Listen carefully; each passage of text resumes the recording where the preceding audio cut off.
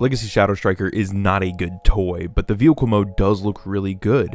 I love the chunky, stylized Cyberverse designs that come out here. The front end, the red rims, the little tiny headlights that really pop out, and the color obviously is undoubtedly Shadow Striker.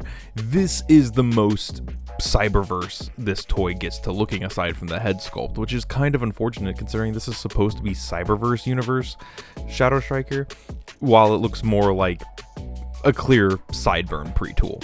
It rolls well and it looks good, and this is the best mode the toy has, which is kind of unfortunate. It's the only part that I can really say anything good about, as well as the transformation is a little finicky and a little awkward in the robot mode. Well, we'll get to the robot mode. For size comparison, here they are with Legacy Crankcase and Reveal the Shield Jazz and Machine Wars Hoist. It's a pretty standard size deluxe.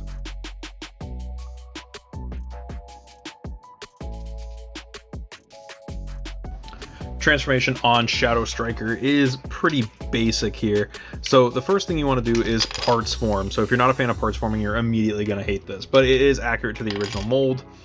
Then you want to lift this up, and I'm going to try and do this without parts forming the hood off, and just kind of wiggle the hinge out.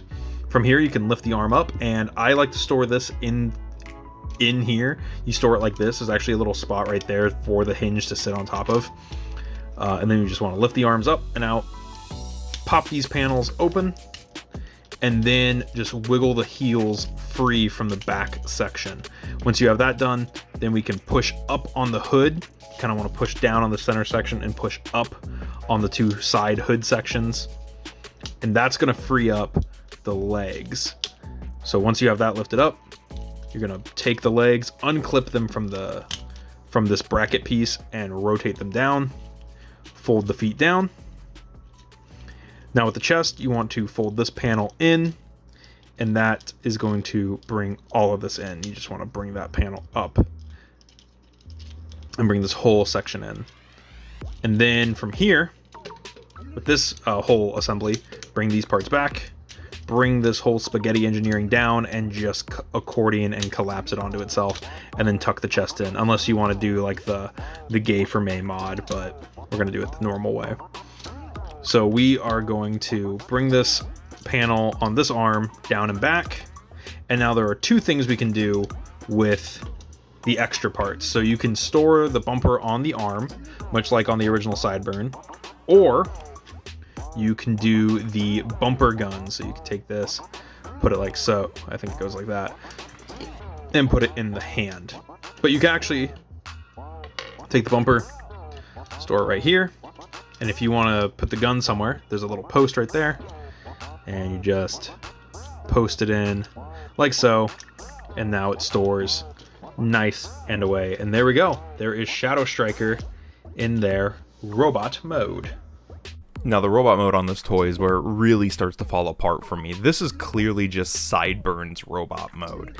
It's fine, it doesn't look horrible. The real standout for this mode is obviously that head sculpt. It looks just like Cyberverse Shadow Striker and is a really nice head sculpt with the one oversized eye and the very simple and kind of elegant other side to it. Again though, this is just a Sideburn pre-tool. It's really unfortunate they went with the BotCon inspiration for this. It is well painted, and I do really like the little forearm Decepticon tat. That's pretty sick. But there's not a lot to say about this. It's clunky in a lot of ways. The knees click into place. The backpack is just a slab that kind of gets in the way. It is a modified version of Sideburn's transformation, and it is a more simplified version, which makes it nicer to transform. But it's not a great robot mode. It's just not good, and it isn't Shadow Striker. Shadow Striker could have shared parts with Lockdown, it could have shared parts with a lot of other things, but instead it doesn't. For size comparison, here it is with Legacy Toxitron, TFCC Sideburn, Legacy United Windblade, Laserfire, of course, and Shattershock. And then this wouldn't be one of my videos if Machine Wars Hoist didn't appear. This figure is not super great in the posability department. Like, it's okay. I don't care for it. So first thing I'm gonna do, I'm gonna pull off the accessories here. So starting us off, we have a head on like a like a back and forth, and then it is on a swivel. I really wish it was on like a ball joint, so that way like you could actually use this head on like a torso that was good. Then the shoulders are really weird. They sit really far back. Like you can see that the head and the hips are like in line, and then the shoulders are just far back comparatively. It's really strange. And then they're plugged onto the backpack here, so they can't really go back. They can go forward, and they can bend just like shy of 90, which really sucks. They does have a bicep swivel, wrist swivel. Sorry, that, and I don't like these on the back. Like this is really annoying. Waist swivel, legs go forward about that far, legs go back about 90, go out about 90, thigh swivel, bend at the knee, which is at 90. The foot can go forward, and it can tilt like all the way in. It can tilt like a full 90.